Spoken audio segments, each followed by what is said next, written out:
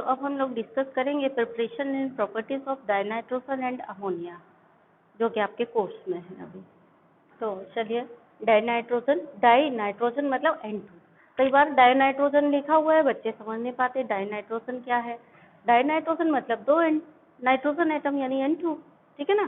तो commercial preparation क्या हो गया, नंबर 1, कॉमर्शियल प्रिपरेशन डाइनाइट्रोजन का by liquefaction and fractional distillation of air, यानी जो डाइनाइट्रोजन कॉमर्शियली इससे प्रिपेयर करते हैं, लिक्विफिकेशन ऑफ एयर से और उसके फ्रैक्शनल डिस्टिलेशन से। देन लैब प्रिपरेशन यानी लेबोरेटरी प्रिपरेशन, ये बहुत इंपॉर्टेंट है। ये जितनी भी रिएक्शन है सभी A+ ग्रेड की इंपॉर्टेंट है। ये वाली भी कंप्लीट करने के लिए आती है, ये वाली भी उतनी ही इम्पोर्टेंट है और ये वाली भी इम्पोर्टेंट है। क्वेश्चन आपसे पूछ दिया जा सकता है, कंप्लीट करिए रिएक्शन NH4Cl + NaNO2। तो NH4Cl में जब NaNO2 की रिएक्शन होगी तो H2O बना दो, H2O बना दो और N2 बना दो, H2O मैक्सिमम बना दो पहले। यहाँ पे ये टेक्निक है, ये जैसे NH4Cl की NaNO2 से रिएक्शन हो रही है तो याद करने की टेक्निक क्या है देख लो ध्यान से।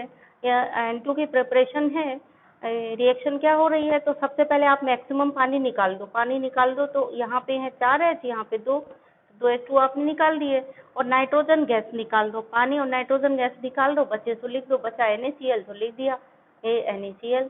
यहाँ पर देखो, यहाँ पर भी वही टेक्निक है, अमोनियम डाइक्रोमेट है, हीट करके N2+4H2 + Cr2O3 रटते रहोगे और भूल जाओगे। सबसे अच्छी टेक्निक है, यहाँ पर याद करो, मैक्सिमम पानी निकाल दो, नाइट्रोजन गैस निकाल दो, 2 चीजें निकली, जो बचे वो यहाँ लिख दो। ये इसकी ट्रिक है याद रखने की, मेमोरी एड। यहाँ पर कहीं पर नोट कर लो, क्या करना है, पानी मैक्सिमम निकाल दो, नाइट्रोजन गैस निकाल दो, जो बचे वो मिला करके लिख दो। यहाँ देख लो, अमोनियम डाइक्रोमेट का फॉर्मूला तो आपको पता ही है। अभी इसमें क्या करना है, मैक्सिमम पानी निकालो तो 2 H2O निकाल दिया, नाइट्रोजन गैस N2 निकाल दी, बचा क्या Cr2O3 बचा, उठा करके आपने लिख दिया। फिर है वेरी प्योर डाइनाइट्रोजन, ये भी इम्पोर्टेंट है कि एक मेथड बताइए वेरी प्योर डाइनाइट्रोजन बनाने का। ये सब एक एक नंबर के लिए इम्पोर्टेंट क्वेश्चन है। तो ये बेरियम एजाइड या सोडियम एजाइड को हीट करके बनाते हैं, तो ये बेरियम एजाइड हीट किया तो ये बन गया, तो यहाँ पे हीट का सिंबल और बना दीजिए ऐसा, बेरियम और N2 गैस बन गया। देन आइसोटोप्स ऑफ डाइनाइट्रोजन क्या होते हैं, तो 7N14 and 7N15। Then next क्या है यहाँ पर, ये वाला एट हायर टेम्परेचर, यानी एयर की रिएक्शन होती है नाइट्रोजन की डायरेक्टली मेटल से। At higher temperature N2 directly react with some metals to form ionic nitride and with non metals to form covalent nitride, ठीक है। तो ये हो गया 6Li + N2, हीट करेंगे तो Li3N बनेगा, और N3Mg + N2 हीट करेंगे तो Mg3N2 बनेगा। सिंपल है प्रोडक्ट बनाना, क्योंकि इनकी बैलेंस ही क्रिस क्रॉस करके बना दीजिए, प्रोडक्ट हो गया। देन कॉमर्शियल प्रोडक्शन और लार्ज स्केल प्रोडक्शन, यहीं पे बहुत इंपॉर्टेंट क्वेश्चन आ जाता है कि अमोनिया की लार्ज स्केल प्रिपरेशन को यानी कॉमर्शियल प्रिपरेशन का नाम बताइए। यही 1 नंबर का इम्पोर्टेंट हो गया ये। अमोनिया की कॉमर्शियल प्रिपरेशन का नाम बताइए। दूसरा क्वेश्चन हो गया, what are the optimum conditions for production of ammonia, ये उससे भी ज़्यादा इम्पोर्टेंट क्वेश्चन हो गया। तो आपको ऑप्टिमम कंडीशंस मतलब ऑप्टिमम कंडीशन का मतलब क्या हुआ, वो कंडीशन जिनमें अमोनिया ज़्यादा प्रोड्यूस हो सकती है वो बताइए। तो ये कंडीशन ये है, प्रेशर अप्रोक्सीमेटली, ये साइन अप्रोक्सीमेट का है, अप्रोक्सीमेट 200 × 10⁵ पास्कल, और पास्कल में नहीं लिखना है तो 200 ATM लिख दो, सिंपल है याद करना। 200 ATM, टेम्परेचर 700, और कैटलिस्ट क्या है, हाँ, iron oxide with small amount of Al2O3 and K2O, ठीक है। तो ये हो गया। अब हम लोग अमोनिया की पढ़ेंगे। तो अब हम लोग डिस्कस करेंगे प्रॉपर्टीज ऑफ अमोनिया। तो सबसे पहले आते हैं यहाँ पर, it is a good complexing agent, कि यहाँ पर अगर इसी में मतलब एक बहुत अच्छा कॉम्प्लेक्सिंग एजेंट है। कॉम्प्लेक्सिंग एजेंट का मतलब क्या हुआ कि लिगेंड का काम करता है, यानी कोऑर्डिनेशन कंपाउंड्स में सेंट्रल मेटल एटम को इलेक्ट्रॉन पेयर दे करके एक अच्छा कॉम्प्लेक्स मतलब इजीली बना लेता है, तो इसीलिए इसको हम क्या कहते हैं, कॉम्प्लेक्सिंग एजेंट कहते हैं। तो ammonia is a good complexing agent. उसका रीज़न क्या है, उसका रीज़न क्या है, तो वाई करके इसमें आगे वाई लगा दिया, तो वहीं पे एक बहुत अच्छा रीजनिंग का क्वेश्चन भी बन जाता है। क्यों है, क्योंकि इलेक्ट्रॉन पेयर दे देता है सेंट्रल मेटल एटम को, यानी किसके कारण है, due to presence of electron के कारण। तो due to presence of lone pair of electron at nitrogen. अच्छा क्वेश्चन बनता है यहाँ से रीजनिंग। दूसरी प्रॉपर्टी ये है कि aqua solution of NH3 is basic in nature. यहाँ पर भी अगर आगे वाई लगा दो तो फिर से एक बढ़िया रीजनिंग का क्वेश्चन है। क्यों, उसका कारण क्या है, तो उसका कारण ये है कि अमोनिया पानी में घुलती है तो NH4OH बना लेती है, और NH4OH पानी में डिकम्पोज हो करके OH माइनस यानी हाइड्रोक्साइड आयन देता है। तो हाइड्रोक्साइड आयन कैसे होते हैं, due to hydroxide ion it is basic in nature.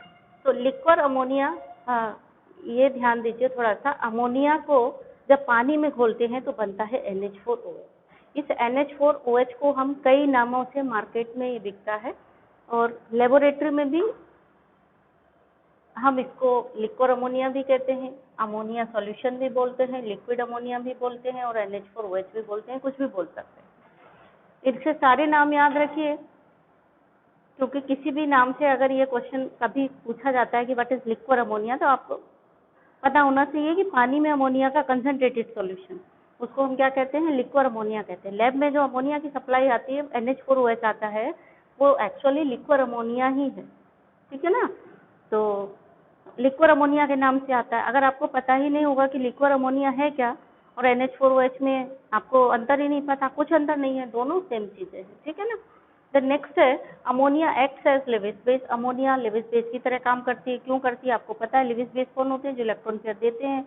Ammonia के नाइट्रोजन पर इलेक्ट्रॉन पेयर होता है, वो इजीली डोनेट कर देता है, इसलिए क्या है, लेविस बेस का काम करती है। तो ये भी अच्छा क्वेश्चन है, रीजनिंग यहाँ से बन सकता है। फिर देन नेक्स्ट है use for detection of metal ion. Ammonia का यूज मेटल आयन के डिटेक्शन के लिए होता है, और use in qualitative analysis oblique करके लगा हुआ है। Metal of detection of ion कह दें कि for detection of metal ion, या फिर इसी को हम कहें क्वालिटेटिव एनालिसिस, या फिर हम इसी को कह सकते हैं अमोनिया फॉर्म कॉम्प्लेक्स, यानी कॉम्प्लेक्स बनाता है, ठीक है। तो ये क्यों होता है, for detection of metal ions. Metal ion के डिटेक्शन के लिए क्यों होता है, देखिए ध्यान से, क्योंकि इलेक्ट्रॉन पेयर देकर के कॉम्प्लेक्स बना लेता है, तो इजीली कॉम्प्लेक्स बना लेता है, तो उससे हम कॉम्प्लेक्स के कलर से या प्रेसिपिटेट से पहचान जाते हैं, इसीलिए हम इसको यूज करते हैं क्वालिटेटिव एनालिसिस में। तो इसके कई एग्जाम्पल हैं, एग्जाम्पल पूछे जाते हैं कि कोई एग्जाम्पल दीजिए जिसमें ammonia for detection of metal use किया जा रहा हो, ऐसे करके। तो और आप करते भी हैं, साल्ट एनालिसिस जब करते हैं तो ये सारी रिएक्शंस आप करते हैं, ठीक है ना।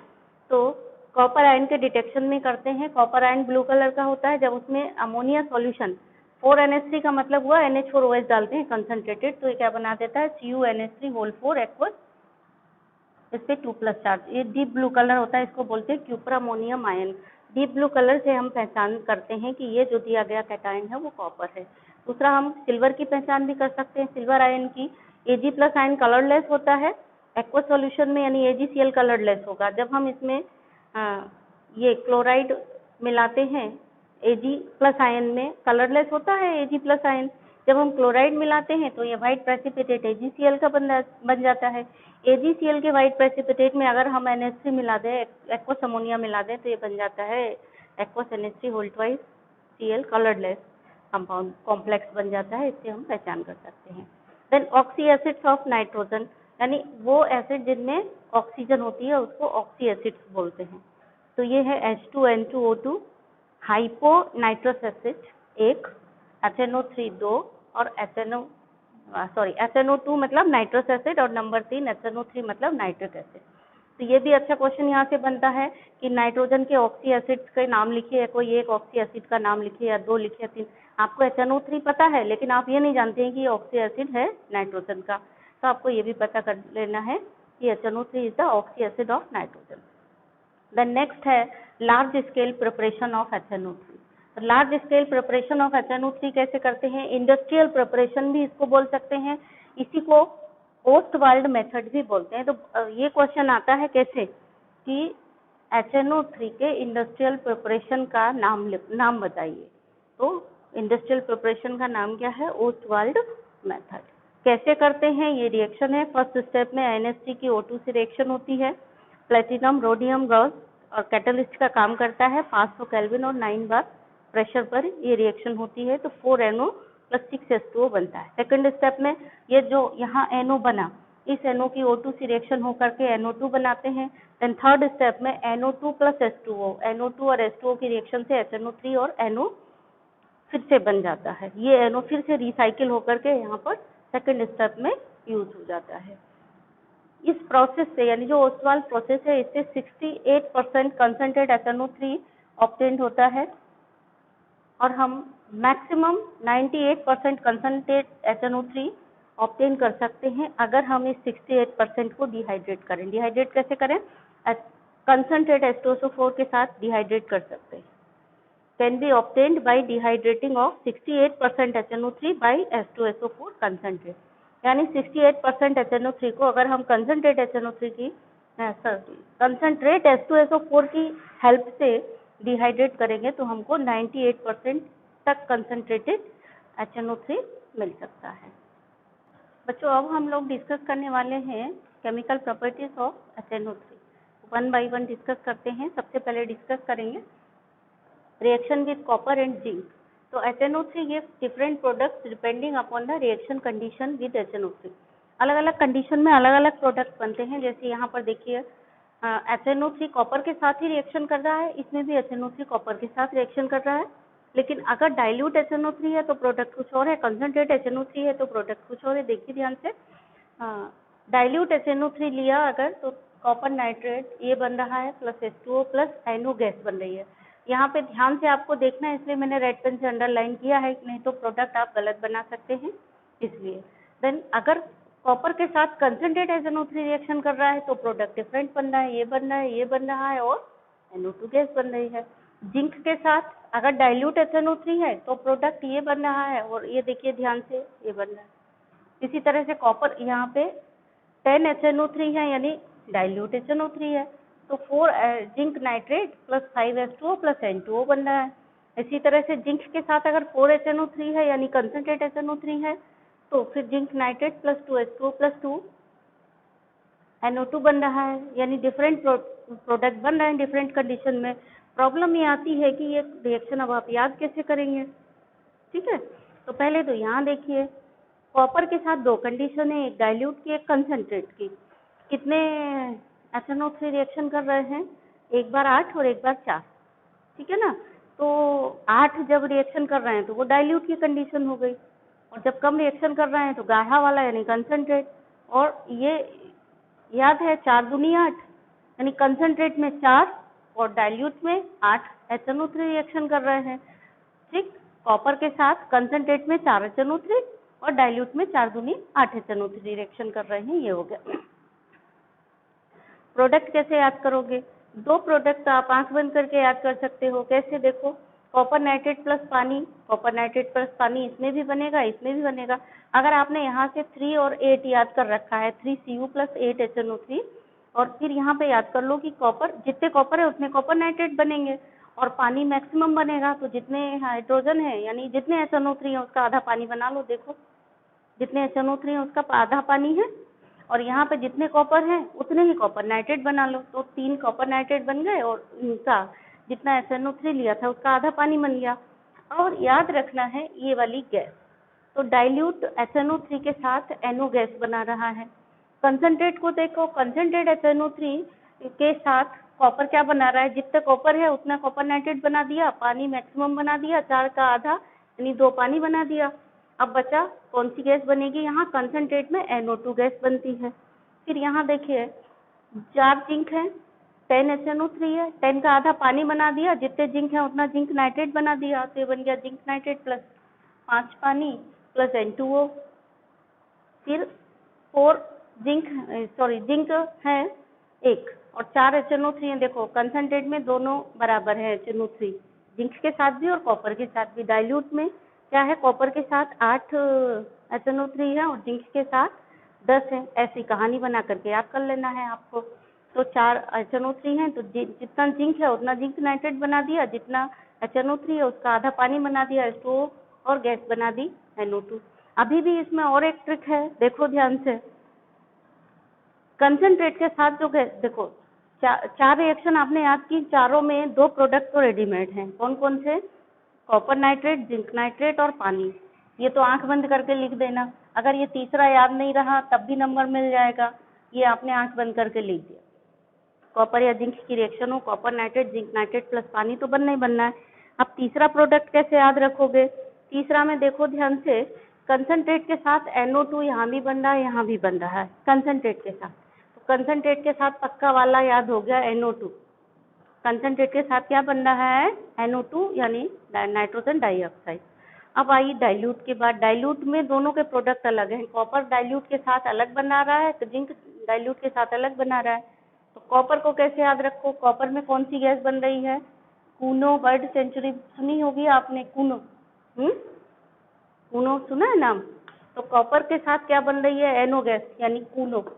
कॉपर के साथ कौन सी गैस बन रही है? डाइल्यूट में कूनो गैस बन रही है, यानी कॉपर के साथ डाइल्यूट में NO गैस बन रही है। तो फिर यहाँ कौन सी बनेगी?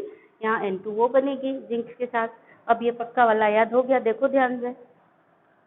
जिंक कॉपर के प्रोडक्ट हैं, तो 2 प्रोडक्ट रेडीमेड हो गए, कॉपर नाइट्रेट प्लस पानी। ठीक है। अब कंसंट्रेट के साथ दोनों में, जिंक के साथ भी और कॉपर के साथ भी क्या बनेगा? NO2 बन रहा है, ये पक्का याद हो गया। डाइल्यूट के साथ दोनों अलग अलग प्रोडक्ट बनेंगे, तो कॉपर के साथ क्या बनेगा? कूनो बनेगा। कूनो मतलब कॉपर के साथ NO बनेगा। NO मतलब ये, इसका भी पक्का हो गया। डाइल्यूट में कॉपर के साथ कूनो, तो ये पक्का हो गया। अब बचा एक NO2 और NO हो गया। अब क्या बचा? ये बचेगा जिंक के साथ, तो वो क्या हो गया? N2O हो गया। तो ये पक्की वाली रिएक्शन ऐसे गाना बजाना करके आप इसको पक्के वाले में याद कर सकते हैं। द नेक्स्ट है metals like chromium and aluminium. अच्छा प्रॉपर्टी है इसका, दूसरा प्रॉपर्टी है, यहाँ पे भी अच्छा रीजनिंग क्वेश्चन बन रहा है। Metals like chromium and aluminium do not dissolve in concentrate HNO3 और नाइट्रिक एसिड कैन बी, मतलब इसी को हमने दूसरी भाषा में लिख दिया है, क्वेश्चन के रूप में लिख दिया है इसको। Nitric acid can be stored in aluminium containers, इसको एल्यूमिनियम कंटेनर में हम स्टोर कर सकते हैं। रीजन क्या है? क्योंकि chromium and aluminium form the passive film of their oxide, यानी Cr2O3 या Al2O3 इनिशियली रिएक्शन करके बनाते हैं, लेकिन ये पैसिव लेयर होती है तो फर्दर रिएक्शन नहीं करने देती। But this passive layer prevents the further oxidation. Further oxidation नहीं होती है क्योंकि ये पैसिव लेयर है, तो फर्दर ऑक्सीडेशन को रोक देती है। तो अच्छा क्वेश्चन है ये कि एल्यूमिनियम के वेसल में हम HNO3 को कैसे ट्रांसपोर्ट कर सकते हैं। द नेक्स्ट है, फिर से वही रिएक्शन वाला पोर्शन आ गया। कंसंट्रेट, तीसरी प्रॉपर्टी है, concentrate HNO3 oxidises iodine, carbon, sulphur and phosphorus. इनको ऑक्सीडाइज करती है। तो देखिए रिएक्शन कैसे याद करना है? I2 plus HNO3, C plus HNO3, S8 plus HNO3 and P4 plus HNO3। इनको ऐसे करके याद रखो। I2 के साथ 2 पंचे 10 यानी 10 HNO3 हैं। कार्बन के साथ, कार्बन का क्या होता है? 4 बैलेंस इलेक्ट्रॉन होते हैं, तो कार्बन के साथ कितने HNO3 रिएक्शन कर रहे हैं? जितने कार्बन के बैलेंस इलेक्ट्रॉन हैं, यानी 4। सल्फर के साथ कितने कर रहे हैं? 8 छंग 48। सल्फर का फॉर्मूला है 8, तो HNO3 कितने रिएक्ट कर रहे हैं? 8 छंग 48, 48 HNO3 रिएक्शन कर रहा है। P4 के साथ कितने कर रहे हैं? 4 पंचे 20। तो ऐसे आपने I2 के कर लिए 2 पंचे 10, और ये कार्बन कैसे हो गया? 4 बैलेंस इलेक्ट्रॉन, तो 4 HNO3, 8 छंग 48 यानी 48 HNO3, P4 मतलब 4 पंचे 20 HNO3। ऐसे करके याद करो। तो ये याद हो गया। अभी इधर के प्रोडक्ट में देखो, सबके साथ 2 प्रोडक्ट रेडीमेड है। जैसे यहाँ पे 2 प्रोडक्ट रेडीमेड थे, ऐसे सारी रिएक्शन में 2 प्रोडक्ट रेडीमेड हैं। कौन से? H2O और NO2 सब में बन रहा है। देखिए सब में NO2 H2O बन रहा है। तो जब भी HNO3 किसी से भी रिएक्शन कर रहा है, H2O और NO2 तो आप आंख बंद करके बना सकते हैं। यहाँ पर बस ध्यान देना है, डाइल्यूट कॉपर, इसमें डाइल्यूट HNO3 में कॉपर के साथ, और डाइल्यूट जिंक में, और डाइल्यूट HNO3 में जिंक के साथ, वहाँ कूनो बनेगा डाइल्यूट में, और इधर डाइल्यूट में N2O बनेगा। बाकी सब में आंख बंद करके कोई भी रिएक्शन है, 2 प्रोडक्ट HNO3 की किसी से भी रिएक्शन हो रही है, दो प्रोडक्ट आप आंख बंद करके पहले बना दो, NO2 और H2O। अब बचा तीसरा प्रोडक्ट, यहाँ देखो ध्यान से, आयोडीन के साथ HiO3 बनाएगा, तो तीसरा प्रोडक्ट HiO3 हो गया। रिएक्शन अगर नहीं भी बैलेंस हुई तो चलेगा, नंबर मिल जाएगा। ठीक है ना? तो ये नंबर सीधे सीधे मिल जाएंगे अगर आपने रिएक्शन ही सही कर दी तो। इसी तरह से कार्बन के साथ क्या बनाएगा, कौन सा एसिड, कार्बन के साथ CO2 बनाएगा, बस इतना याद रखना। बाकी सल्फर के साथ कौन सा एसिड बनेगा, तो H2SO4। फास्फोरस के साथ कौन सा एसिड बनाएगा, तीसरा प्रोडक्ट, तो H3PO4। दो प्रोडक्ट सबके रेडीमेड हैं। तीसरा प्रोडक्ट क्या है, आयोडीन है तो SiO3 बना दिया, कार्बन है तो CO2 बना दिया, सल्फर है तो H2SO4 बना दिया, और फास्फोरस है तो H3PO4 बना दिया। सिंपल हो गई रिएक्शन, इजीली हमको याद हो गई। सारी HNO3 की रिएक्शन है, सब में दो प्रोडक्ट रेडीमेड हैं, क्या, पानी और NO2। अगर आपने इतना भी लिख दिया तो आपको आधा नंबर मिल जाएगा, मिनिमम आधा नंबर मिलेगा। और तीसरा प्रोडक्ट भी अगर लिख दिया तो बहुत अच्छा, कॉपर के साथ है तो तीसरा प्रोडक्ट कॉपर नाइट्रेट, जिंक के साथ है तो तीसरा प्रोडक्ट जिंक नाइट्रेट, आयोडीन के साथ है तो ये फटाफट अपने आप में लिख दिया। Then come to the brown ring test. Brown ring test हम करते हैं NO3 माइनस के टेस्ट के लिए, यानी नाइट्रेट के टेस्ट के लिए। तो कैसे करते हैं, सॉल्यूशन ऑफ नाइट्रेट, जो भी नाइट्रेट है उसमें सॉल्यूशन लिया, प्लस फ्रेशली प्रिपेयर्ड FeSO4 डाला, plus concentrate H2SO4 from the side of the test tube, test tube की साइड से होकर के डालते हैं। तो एक ब्राउन रिंग बनती है दोनों लिक्विड के जंक्शन पर। अगर ब्राउन रिंग बन गई जंक्शन पर तो NO3 माइनस इज कन्फर्म, इसका मतलब नाइट्रेट कन्फर्म प्रेजेंट है। ठीक, अभी इसमें रिएक्शन क्या होती है, तो रिएक्शन और देख लीजिए। मतलब ये ब्राउन कलर किसके कारण आता है, ये अच्छा क्वेश्चन है ये, कि इसके कारण ब्राउन कलर आता है, ऑब्जेक्टिव क्वेश्चन में आ सकता है। तो NO3 माइनस की Fe2 प्लस से और 4H प्लस से, यानी एसिड से रिएक्शन होती है, तो NO प्लस 3Fe3 प्लस और 2H2O बनेगा, मतलब Fe2 प्लस Fe3 प्लस में कन्वर्ट हो जाएगा और ये NO बन जाएगा। फिर FeS2O होल 6 2 प्लस ये बनता है Fe, और ये पानी आपस में रिएक्शन बना करके ये बनाते हैं कॉम्प्लेक्स। ये कॉम्प्लेक्स NO से रिएक्शन करता है, तब ये बनता है FeS2O होल 5 NO। ठीक है, तो this is the brown ring test. आज हमारी 16 ग्रुप कंप्लीट हो गया, कल से हम लोग 16 ग्रुप डिस्कस करेंगे।